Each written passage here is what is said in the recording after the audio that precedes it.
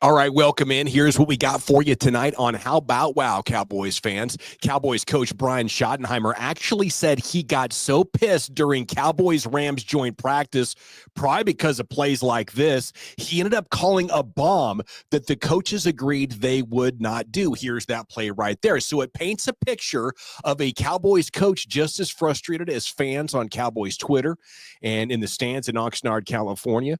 But after practice, Schotty has not been so reactive. Now he's saying it's all good when it comes to how bad the Rams whooped the Cowboys in practice. So we're going to talk about what this session means. There were some really good plays by the Cowboys. We'll look at those. We had the latest Micah Parsons soap opera, and we'll talk about what we want to see in preseason game 1 on Saturday. Take it away, Jimmy. The only thing else I got to say is, how about them Cowboys? Yeah!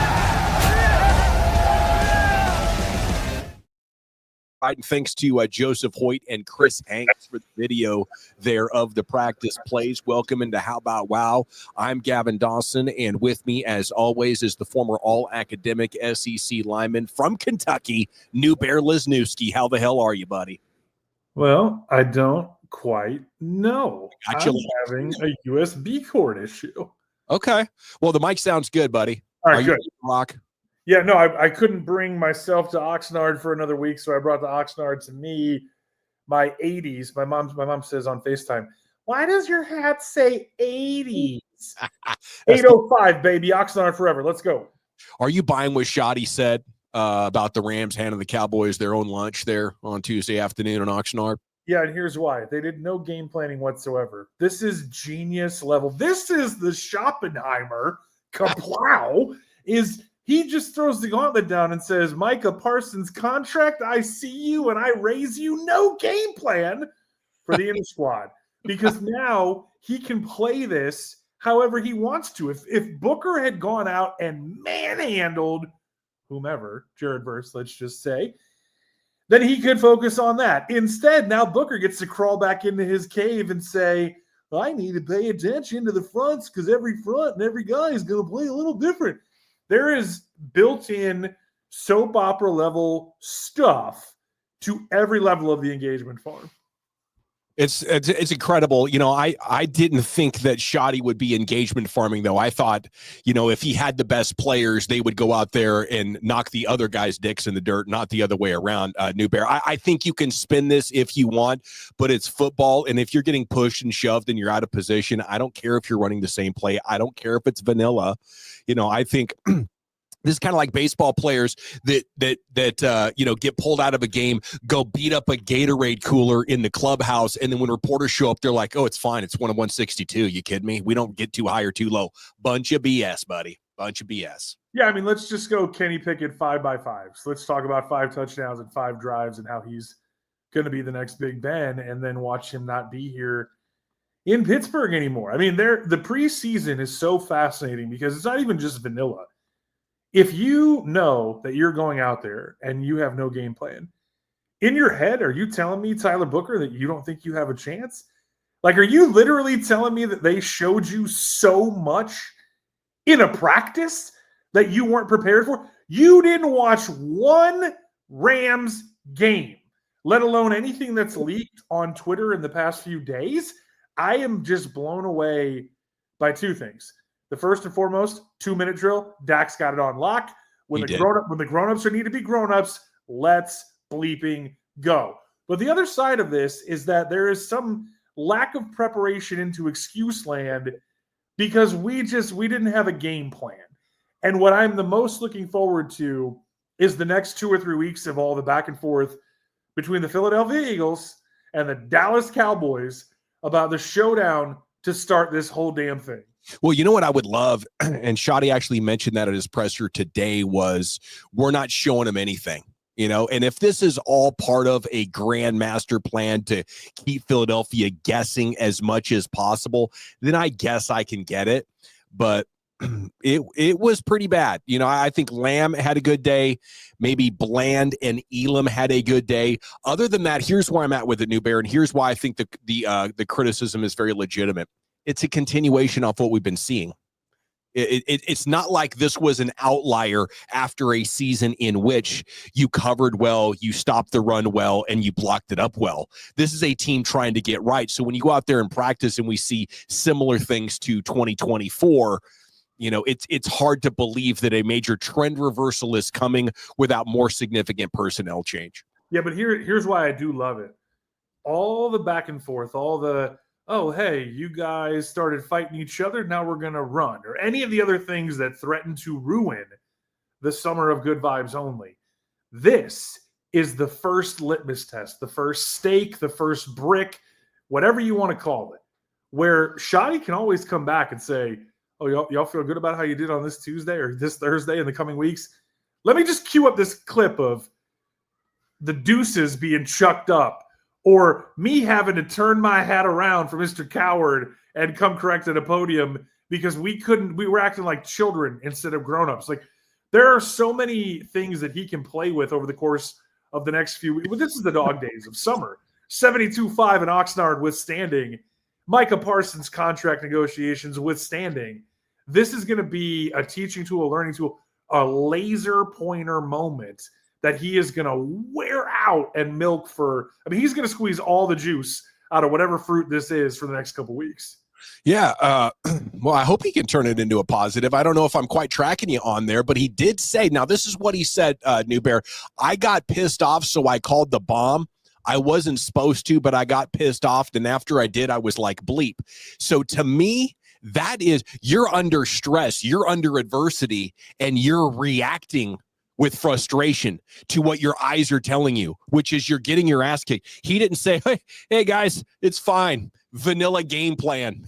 Yeah, we're not really actually trying to win any of these plays. We just invited the Rams to come to our practice facility and to kick our ass. Yeah, we're doing all this on purpose, guys. No, in the moment, the trauma reveals the stress. Afterwards, you're able to calm yourself and say, oh my God, I can't go up here and panic. I can't come up here and say, oh my God, I think that was just a repeat of what I saw Mike McCarthy in the biggest games have. Like, oh my God, I can't believe we just saw a playoff team show us how far we are away. So we said, I got to have faith in my guys. If I'm going to ask my guys to stay positive, I need to go out here in this press conference and stay positive and come up with some kind of an explanation for why we were absolute dog water here this afternoon. Well, you said, how did you say it? You said trauma reveals the stress. I'm saying stress revealed the trauma. he's Marty Schottenheimer's son. And when the other way around. Well, when Marty Schottenheimer couldn't get it done, it was what? 3 yards in a cloud of dust and we don't have enough. Or LaDainian and Tomlinson being 3 yards in a cloud of dust on HGH and we didn't let Phillip Rivers cook. I mean, he got it every which way. And so when you think about stress and when you think about trauma and one influencing the other, let's not forget that this guy has a whole card and he might have a copy of it and he might have the ability, like Ed Norton and Rounders, to slip one up his sleeve and cheat his ass off when you have Joe Milton as a cheat code. And even though Dak doesn't have that level of arm, he's got CeeDee Lamb and George Pickens the exact same way. Okay, up next here on How About Wow, I got some more good stuff for you. Kyle Yeoman's Dallas Cowboys TV posted a montage of some of the best plays. And let's do this. Looks like, this is Dak under center. Yeah, he's cooking here in the 2 minute, as Newbear just mentioned. Yeah. Back. A little 2 minute drill. The scenario is you have to get to the 30, setting up field goal range. That's all you need is a field goal, but you only have 1 minute and 20 seconds to get there. Quickly, they go to Kevontae Turpin on the first play. Yeah, he's seen a lot more opportunities the last couple of days, or really the last week, honestly. And they made it clear they want him involved in this offense. He's improved as far as his catching ability, gotten a lot of confidence as well. See, there's Jakes Ferguson as well. We like that combination with him and Dak. Yeah, working the flats pretty nicely here. You had the Turpin connection in the flat on that first play. Now it's Ferguson that gets in the action a bit. Haven't even utilized George Pickens and CeeDee Lamb as they get quickly back up to the line of scrimmage. Each team has 2 timeouts. Cowboys haven't had to use theirs yet. There's a grab from CeeDee Lamb as he goes over the top and reels it in over a Rams defender. So nice job there by Kyle Yeomans and I believe Aisha Morrison breaking down, the 2-minute drill. And I think point does hold, New Bear, and it's something to refresh and remind ourselves of in these training camp practices and preseason games.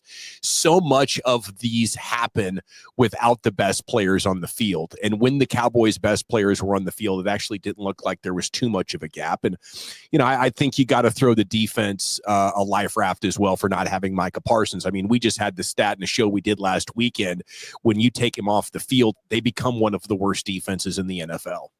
Yeah, I mean, I was just watching Steelers highlights from yesteryear where, starter throws 3 picks, backup comes in and throws 2 picks, and somehow at the end of the game they're in a win now situation. You never know how you're going to get there, but at the end of the day, almost every single one of these games ends or comes down to a 1-score game, and the opportunity to at the end put yourself in a position to get the dub no matter how ugly it is. And so if you throw all this stuff up and you're a front runner and you're flashy and you're so fast and look at us, we actually did game plan and we hit our guys that you're going to love all season, and they made big plays. And oh, by the way, Matthew Stafford goes down, Jimmy Garoppolo's got this, we're good.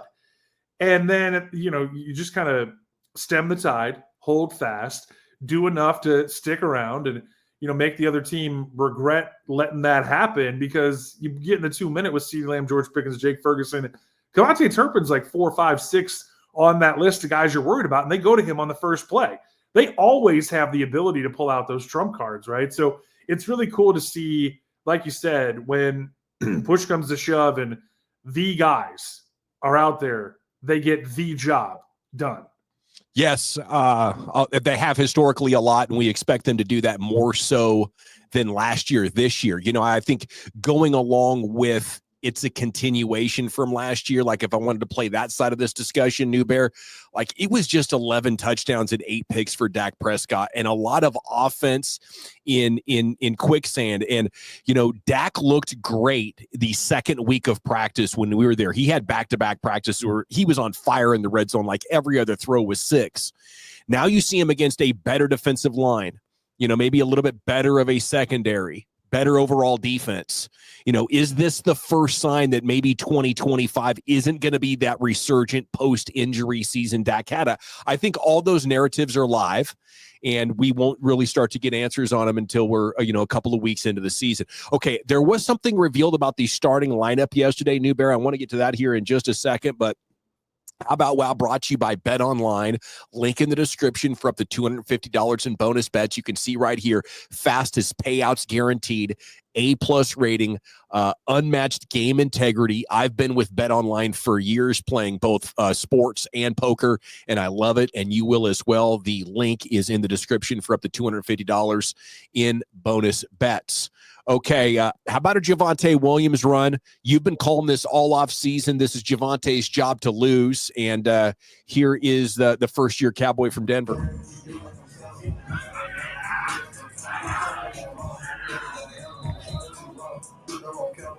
I believe this was the counter, New Bear. They hit him with it, and after watching and tracking, it's clear they view Javonte Williams as running back number 1. And we'll have to see how everything after that goes. But I think it does make sense considering he's good in pass protection and he's capable of ripping off runs like this. Yeah, 3 downs, 3 phases, keep Dak clean, hang on to the ball, contact balance, vision, make guys miss, run through tackles, yards after contact. He's a guy where, if he's in a situation where the expectation is he's going to get yards after contact, if he's in this Clayton Adams system where he's getting so many yards before he's ever touched, this shapes up to be the best version of this guy that we've ever seen. And let's not forget, he was a 900-yard rookie. Let's not forget, he's an 80% catch guy. And, 2 years removed and all the different reasons that we've talked about wanting to root for this guy, the one thing that I saw in Oxnard and the thing that this is really going to come down to is that he is right now easily, without a doubt, eye test, data point, next gen. He's the most decisive of this group. He's not dancing around. You don't have to wonder where this dude is going. He is making decisions and he is getting what's there and then a little bit more. And then he's surprising you with some of the stuff we talked about, the screen game and the way that he played. And for a minute, you have to go, holy shit, I thought that was Jaden Blue. No, that's Javonte Williams going up the other rail. So it's more about what they want to happen, and then can that reasonably come to fruition? And he's given them every reason to believe right now. What do you think of your guy, Cooper Beebe, as a former lineman yourself? I mean, he's out in space. If this could happen a bunch, he got around the corner pretty good. This is a pretty athletic big man, isn't it? Yeah, and like you talked about how much better he looked, how much more professional, right? Because these guys go through with a pro team last year. Yeah, with a chef, with a personal trainer, with all the different things they can do. And, you know, not he didn't have great things where he was in school, but that it's a different level when it's you being able to literally engineer that year. And he has that now. The one thing I will say, and what every running back wants to tell every big guy, is you just run and I will make you right. Don't you start thinking big guy. I love it. Okay, how about Wow here, brought to you by BetOnline, brought to you by Elements Massage in Frisco and Harbor Lights. Salute to our sponsors for making this a reality. We're so excited with the season, just a couple of weeks away now, and getting to week 1 against the Eagles and unpacking what this is going to be. Okay, Schotty's message for the team today. 3 main points, right, from their joint practice. Set pads better, play lower, low man wins. Want to be all about the ball. Defense had no takeaways yesterday. The offense had 1 interception and 3 turnover-worthy plays, and then be all about the details. You know, I think that's a common theme in the best operations right now, is they harvest advantages in having every player capable of digesting and executing more details than other teams. Yeah, especially because on Sunday, everybody's getting paid, right? You talk about Saturday, the other guys are on scholarship too, right? Like these guys, they got personal trainers, they got chefs, they got all the things too. And little complacent. You know, little things matter. That's why discipline has been such a big deal. Talking about penalties, talking about false starts, fumbled snaps. And that's why, you know, when you talk about guys being able to play multiple positions, guys being able to do more than one thing, those are the guys that at the end of the line, at the end of the 53 man, those are the guys when the cutdowns come that are going to make this team. And that's why Turpin, not just being a kick returner and showing the flashes of becoming more of a well-rounded receiver, and then even toting the rock and lining up as a running back, like a traditional I-back, traditional, we're going to run counter and pin and pull and toss it out to him and let him hit the turbo button, right? The more you can do, the more you can do. Okay, so what I want to talk about next year with you, New Bear, is what we can look forward to seeing Saturday night, or what you're hoped to seeing Saturday night. You know, I don't think we're going to get any more detail, by the way. Schotty also explained that it's going to be vanilla. It's going to be generic. So I do imagine the Cowboys are going to go out Saturday and lose their 9th consecutive preseason opener, right? And that means absolutely nothing. Right? I mean, we'll talk Cowherd here in a little bit, but I saw some of his hot takes about how bad the Lions looked last week in the Hall of Fame game, and I'm like, what are we doing here with second and third stringers? But so we're not going to hot take you, but here's what I want to see. Can Joe Milton take steps that make you believe last year, week 18 against Buffalo, was a step in a direction of becoming a competent starter? You know, and this has to happen quickly, Newberg, but I think the narrative is there that he didn't play a lot in college, had to sit a bench, and then he had a week 18 and he was like, holy crap, I could do this, trade me, right? Can you prove it in your next competitive opportunity? I certainly hope so. And I hope his finger's doing all right after banging it about 20 minutes into the joint session. Yeah. And wouldn't that be something if both the cities that we have so much heart for, that we call home, end up losing backup quarterbacks that hitting on a helmet or catching a weird snap situation with Will Howard in Pittsburgh as well. So that's the first thing that I always go to, is happy and healthy. You know, if you come out of it and nobody gets hurt, and you can work with pretty much anything else, you can deconstruct, you can get back on the practice field, you can get back to work, as long as you got everything under your power to be able to do so. The second part of it, just to play off what you were talking about with Milton, that's really interesting. And this isn't just a quarterback thing. Excuse me. This is position by position up and down the team, is that being vanilla does 2 things. You're basically telling the other team, look, we think we're good enough to come out here and compete. But it also ratchets up the cleaning up of any of the other bullshit, any of the other namby-pamby things that could get in the way of winning football. So no fumbled snaps, especially when you go under center, but then no bad snaps. Like you're going from under center and then you check two gun and you rifle it over the quarterback's head, or you think he's still under center and you hit yourself in the nuts, right? Like none of that stuff, none of the procedural stuff, none of the in and out, none of the P's and Q's. Like run this thing like you're going to make the team and then go out and make plays for them for 18 weeks. If he can just limit turnovers and show up progress in decision making, I think Rookie Watch posted this. I guess this was yesterday, just some of his top highlights. And what I will tell you, if you haven't been in Oxnard, is Joe Milton will make enough plays in a training camp to put together a 2-minute highlight reel like this that make him look like he's the best quarterback on the field. If you are there, or if you get a chance to watch him against an NFL first team defense on Sundays, it's significantly different, right? So we're talking about how quickly can he bridge the gap to being more consistent, to making quicker decisions, because there is just so much holding on to the ball that's like an epidemic here for young quarterbacks in the game. Yeah, I mean, there's a ton of Fran Tarkenton in his game. I mean, even go back and watch the Week 18 after the Bills sat their guys down. I mean, he's running around at, well, there's two different plays where he goes from one sideline to the other. And the thing I keep coming back to, even in some of those things, and just I'm not disputing what you're saying, the average time to snap is, 2.1, 2.3, 2 point. It's quick. It happens fast. And a lot of times in training camp, these great plays that we see guys make, they would have never happened in real life in real time. Right? But the one thing about Joe Milton that I will always come back to, and that makes me want to be a Joe Milton stan, is that he's not running around to run the ball. He is running around to buy time, to allow his guys to uncover. And he only runs when he runs out of room. I mean, this is a guy who wants to hurt you with the howitzer. And he can, I think the bomb the other day was 83 yards, and he has no hesitation at all about pushing the ball down the field and into coverage. Schotty was saying he is a hunter, right? He's always hunting the big play. As soon as he drops back, he's like, how can we score a touchdown right here? And what he's trying to get in his head is, when's hunting season? And wins, just managing the game and trying to move the chains. Because if you're constantly hunting for that big play, it does make defenses pretty easy to exploit. You've got to make them defend the whole field.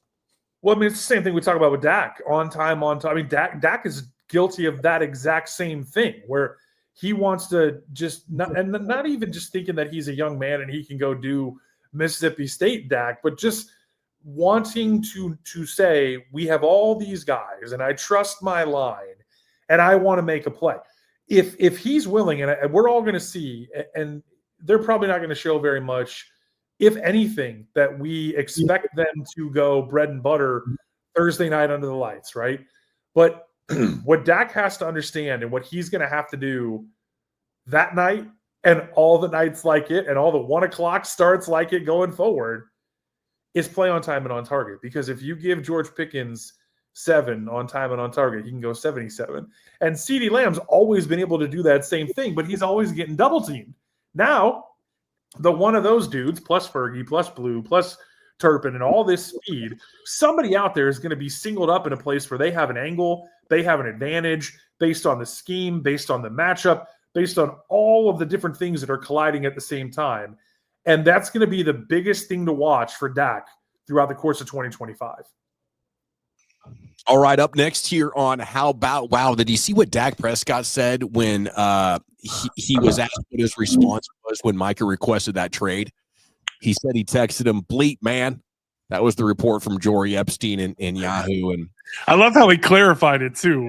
I wasn't saying bleep you or bleep them or anyone else. Like, that was pretty funny. Yeah, it was. And I think it just kind of, shows his level of frustration probably with it as well. But at the same time, it's, if I'm Dak, I would kind of be disappointed with Micah, like bleep. I'm just saying kind of like bleep about the whole situation. I'm not saying bleep like, wow, it's crazy. You got to deal with Jerry. It's kind of like a deal of, we're screwed if you don't play. That's how the bleep man would be, for me. And I'm going to respect all of my teammates and their ability to negotiate a contract and everything. But I don't have many more years left. And this might be the best right here with George Pickens. You think he's disappointed in Micah not wanting to play out this year for 24, the franchise beyond that? You think he's disappointed that he wants what he's worth? No, I think he's just disappointed that the season kind of hangs in the balance. Sure. And you know, as the consummate professional that puts team above everything, you know, this isn't a situation where if Dak is being genuine, he would fill in with, oh, I really think you're getting screwed, man. I can't believe it. Good on you. This isn't a go tear his ass up text. It's just a declaration of, well, crap. You know, I don't think it speaks to being on Jerry or Dak's side one way or the other. Yeah, the situation's tough for both parties, and we've talked a bunch so far, and we're looking forward to. I think I was sharing texts and tweets and trying to call you at the same time because there were 3 different quote unquote sources who were reporting about, you know, the 205 and the 125 plus. And it's going to be every day, and it's going to be. You're good. Sorry. Oh, sorry. It's going to be every day, and it's going to be every time you see his name until the damn thing gets done. It is. It is probably going to be every day. Although if it doesn't happen until March of 26 or doesn't happen until August of 26, I imagine at some point we'll take a pause there where, you know, they'll say they're not going to talk about it during the regular season. If if he sits out. What's that? You mean if he sits out? Or if he, you know, if he plays this year and gets tagged. Just plays the string. Yeah. Yeah, I mean this is a pretty good lead into what I think you're about to do. Albert Breer talked about, you know, this week how he thinks it's going to be a $45 million deal. There's no way it's going to be $45 million. But I'm not sure what you're going to get me to ask me to do. But here's Jerry Jones. He was asked, are you confident Micah will play week 1? Is not necessarily. I don't believe you gave a definition of urgent. Okay, and so I stay urgent. Okay. Any confidence that he will be on the field against Philadelphia? Again, no, absolutely not. That has to. A big part of that is his decision. How would I know that? I'm just saying. No, but I'm urgent. How would I know that? This is what I love about following this story, New Bear, is it's giving us a window into the mind of maybe the greatest negotiator in sports history. Can I just tell you that I wordplay nerded out? You talk about the greatest negotiator. I low key thought he said urchin, like a sea urchin. And you go, okay, New Bear, like, what are you talking about? What is a sea urchin? So we all know that urgent means like now, immediate, requires it now, yesterday, right? Like we know what urgent means, right? But one of the definitions of urchin, like a sea urchin, the first definition of it as a noun is a mischievous young child, especially one raggedly dressed. And I feel like no matter what Mr. Jones puts on, he is mischievous AF about what is or is not being said. Yeah, he is mischievous. He's very calculating, you know, and that's what I was saying. I think is the great thing about this is, you know, I like football. I like the game, but almost equal to that, I like the football business. I like the business side of it.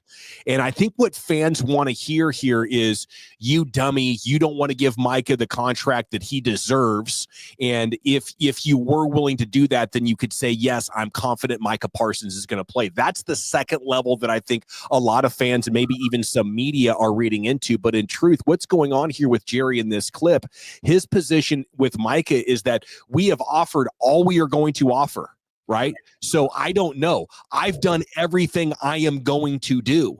And if you are the player in this situation, if you are the agent, it solidifies Jerry's position, right? So he's not showing any crack in the armor. Every answer that he's giving, he is feeding through the lens of a negotiation. If his lips are moving, he is trying to close Micah Parsons, right? So to answer that with confidence would suggest to Micah and his agent that the Cowboys are about to break. The only way the Cowboys could say for sure if Micah's going to play week 1 is if Jerry knows he's about to give Micah what he wants, which he's not. This is going to come down to, does Michael want the guarantee of a long-term deal enough to take significantly under $40 million, or does he want to head to play for the franchise tag, or does he want to miss games? Well, we talked about 176 plus 24 getting you to 200, but it being over 5 years with a 40 AAV, right? So no, I thought about it with five new money on top of this one. So six total. Yeah. So it hits 33, which would be a slap in the face to him. I don't know if he could sign that. What's crazy about that is, you were talking about that, what if that's 15% more, or what? There is a world that we live in where the Cowboys can basically hold him hostage for 85 over 3, right? I mean, there is a world where this becomes hell on earth, and not just for the player, but for the team. Did you see the line from the other day from Jerry said, what a player deserves is inconsequential in a situation like this? Well, and he's also, but one of the things that's missed in that, and this is why he is an evil genius, is he will play that side of it, but then he'll also talk about, rightly so, how they pay guys where it is not justified. They pay picks who have been borderline busts. They've paid guys who have been hurt while they were on the team. Hell, they paid Sean Lee being hurt coming into the league. Jalen Smith, hello. They do right by, quote unquote, their guys. They also feel like they just did right by Jake Ferguson, and Jake Ferguson was willing to come correct because he's not Travis Kelce. He's not Brock Bowers. He's not anywhere in between, whether you're talking about young on a rise or future Hall of Fame guys. And what Jake Ferguson is the guy who's been to Pro Bowl one time. And even in that season, you're talking about a barely move the sticks plus late stage Jason Witten stats counting data type of guy. Now, is he a crash test dummy? Does he go 6'5", 250 and have the athleticism to do a whole lot more? Yeah. And so you met him in the middle and you paid him accordingly. They're asking Micah to kind of do the same thing. Yeah, just meet us in the middle. We could give you effectively, what would that be? $28 million a year. We could give you 28. You want 40, and maybe you would get that if you hit free agency, but the parameters of our negotiation does involve the option of the franchise tag, which gives us a completely different option. Why should we decide out of the kindness of our hearts that we want to make you the top paid edge? Well, and here's one thing we haven't talked about, right? Is because he plays edge, this is a completely different conversation than the genius of Money Cousins. This is a completely different situation than what Kirk Cousins was able to parlay his future billionaire status into, going back to when he was in Washington, and just kind of lease the car and let the team just keep paying him because they didn't want to do the multi-100 million guarantee thing. And you see the Cowboys in this situation with Dak, and everyone knows he's a $60 million man. You and I have debated whether they're going to kick the can. This whole thing with Micah rises up from a place of so many more counting stats, so many more trophies, accolades, and all the other things, and we're still here. So everyone else who's screaming pay the man has a point too. How so? Because he's earned it. Now, the rules are the rules, but this is also a dude who's broken the glass ceiling. What do you mean by that? Well, because of the lists that I keep coming back to, where it's him and Reggie White as the only guys to come into the league and do 12 sacks for the first 4 years. TJ, JJ, Derek Brooks, go name a guy. Who's your favorite pass rusher of all time? He's the only one to go Pro Bowl, All-Pro, and be Defensive Player of the Year. I mean, there's a bunch of lists in between all the different counting stats, all the different awards that we vote on, and all the different things that we talk about where guys get ranked. Micah is one of a handful of guys in almost every case. And in some cases, he's the only dude standing on the top of that hill. Pay him. Yes. So that goes to Jerry Jones believing he has already reached an agreement with the player to do just that. New Bear, here is Jer with Jane Slater, Matt Mosley. Here in the background, there's the Doomsday Podcast is descended upon Oxnard. Here we go. It's my understanding nothing was put in writing. So how would you describe a deal getting, so to speak, done and then walked away from? I bought the Dallas Cowboys with a handshake. Took about 30 seconds. And I gave the number, shook hands. The details we worked out later. As a matter of fact, one of the details involved a lot of money, and we had to flip a coin over that. But the fundamental, I'm buying and you're going to sell it to me for that range. That's done, and those are done with eye contact and handshake. So is there? So just so you understand why the way that I communicate with people that I negotiate with. So, but let's leave it at that. There is no question that in the case of a player contract, you have to have it in writing. All parties do. We have a contract in writing, yet we're still talking about renegotiating it. So much for that. So what's the sticking point for you right now at this point? I love it. You want that? Again, there are no point. There's points of varying degrees of influencing, not having something done, but nothing that I would. I mean, from Jerry's perspective, guy's going to get $24 million. We used the 11th pick to pull him out of college.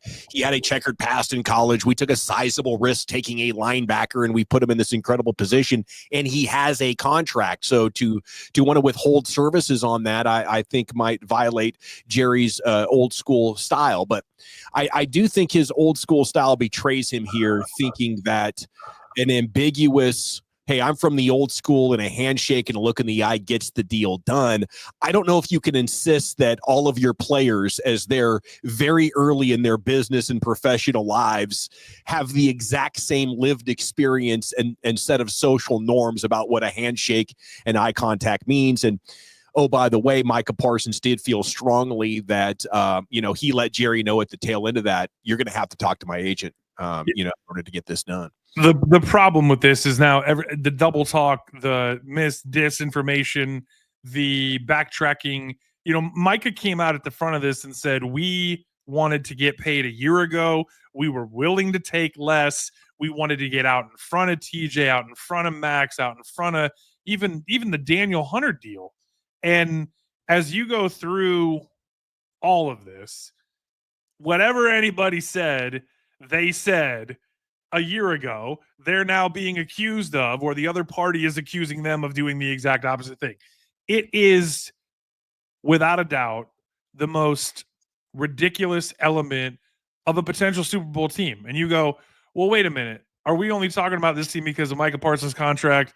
Is George Pickens really make that much of a difference with all these guys coming off of their injuries? And also bro, when we see Ezraku, Fowler roll through, when you talk about what the Christmas gifts or the Christmas in July or whatever happens at Thanksgiving with these guys coming off of IR, like there is an opportunity for this team to be going into the bye on a ramp, running hard and fast, coming out of that bye to run the gauntlet where even if they slip and banana peel wipe out, oh my God, they're still fine.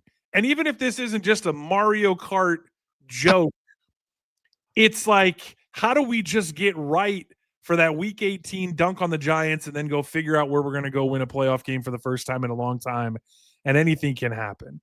None of that stuff happens without Micah Parsons. If they don't do this deal, if they move this kid for any number of picks, you are punting on 2025. I did see Aaron Donald commented that if Micah is going to come over to LA, he's going to have to start working out. Well, you might be punting it to another team that's going to go all in. You might be punting it to another city that's going to get their Hall of Famers back. It's just not going to be yours.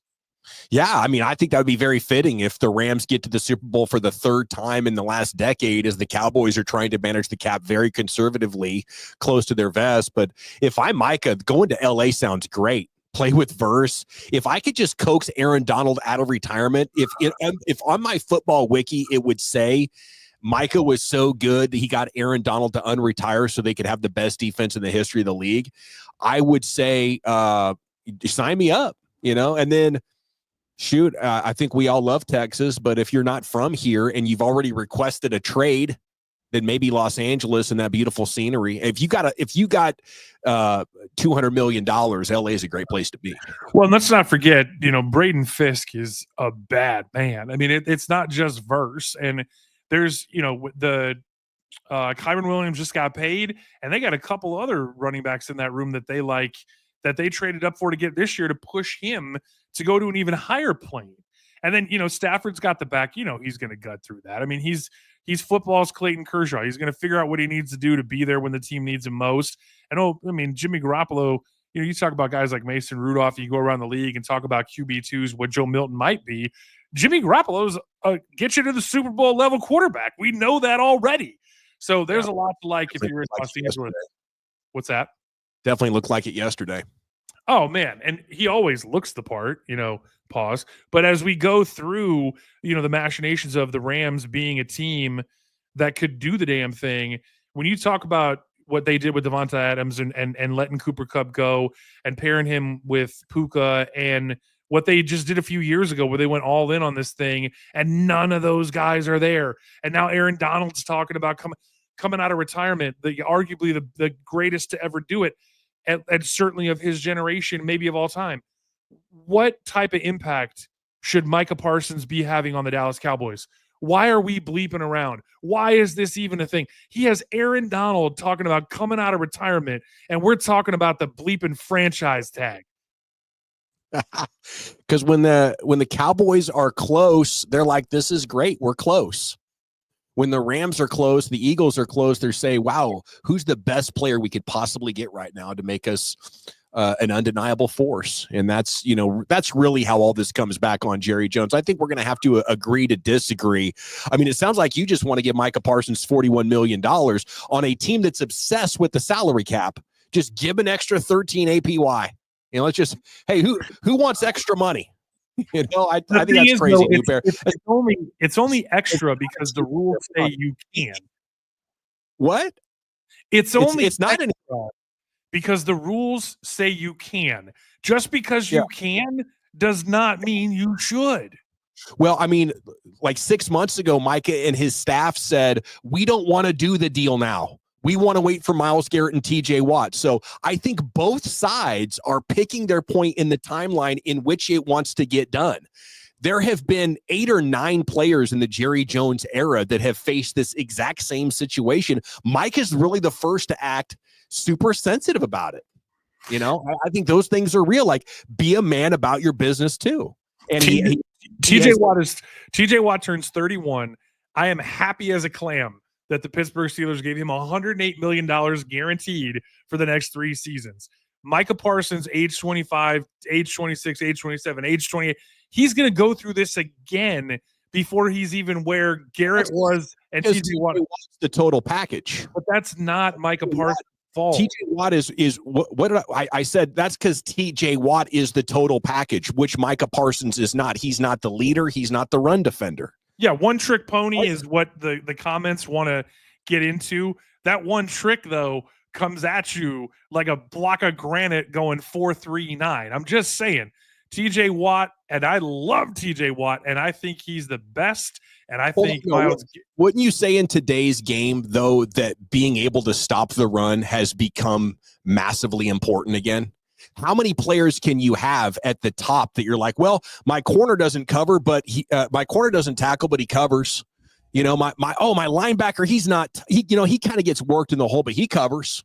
Oh, my edges. Now these guys, one of them kind of stops the run. And my 3 technique, he is not very good against the run either, but he's like top 5 for 3 techniques in pressures. Like, how many of those guys can you have before it's a major problem? And you're talking about giving one of them about 8% of your salary cap. Right. All I'm saying is we just went through this with CeeDee Lamb, who we all agree is up there on the medal stand. Not the Mount Rushmore where DK Metcalf just got paid to pretend to be, but it's him, Jamar Chase, and Justin Jefferson. Concur? Yeah, CeeDee Lamb's up there. Yeah. So we just went through this, and you're saying he's a top 3 guy in the whole damn league. His age is his age. His numbers are his numbers. The contract is going to be the contract. He earned it. Pay the man. All I'm saying is that, yes, what Micah deserves at this point, I agree with Jerry. It's inconsequential. And I think fans should appreciate that their team is doing everything in their power to save a lot of salary cap money every year so they can build the super team. The Cowboys are going to go way over the cap like the Eagles are. The only way they have home is team-friendly contracts and outdrafting the opposition. That's their route to the Super Bowl. So as they're doing this, I'm like, okay, great. At least you're playing your hand strong. I'm not disagreeing with you on the facts of the case. They are undisputed. All I'm saying, and the only thing that I'm trying to empathize with is Dallas Cowboys fan or NFL player who is banging a drum, whether it's a Dallas Cowboy teammate or anywhere across the league. But in particular, the folks who are looking at this and seeing what Myles Garrett and TJ Watt got, what Daniel Hunter, what Max Crosby got, and you're looking at Micah Parsons, younger, faster, more accoladed, more recently. And we're sitting here debating. This is the most fascinating. This is holy cow. How did we get here? Feeling that we're going to be having more of these into the future because of the gap that we're talking about. Like, you could say that you think what I'm saying is ridiculous. At $28 million, it's a slap in Micah Parsons' face. But I think as a result of everything that's led to this, that's exactly where Jerry Jones is. So if Micah is like you, like TJ and Myles are getting 41, I should be getting 45. And they're like, yes, but we could do 28. How does that end up getting reconciled? It won't. That is too big of a gap. And I tell you what, we can look at CD, we can look at Zach, we can look at all these other contracts that have been up, but the one that really plays here is the true comparison is DeMarcus Lawrence. And that one did end up getting tagged twice, and it got a lot more ugly. So we could actually be looking at another 18 months of this quite easily. Well, and the great thing about it for Micah is he is still so young. And what you had mentioned, a few weeks ago was something in the neighborhood of 100 for 3, which would sort of meet in the middle, but at least be an increase enough to secure him with generational wealth, right? $100 million is nothing to sneeze at, but also put him in this position to be able to do this all over again, where he's still in his athletic prime. And maybe you spend those 3 years doing one of two things, going 20, 17 and a half plus sack seasons and stacking those, or actually showing that you care about the other 2 downs of football. Great stuff as always, New Bear. You can hit us on TikTok. How About Wow Cowboys online, howboutwow.com. Back soon with more Cowboys headlines and analysis. And until then, how about wow?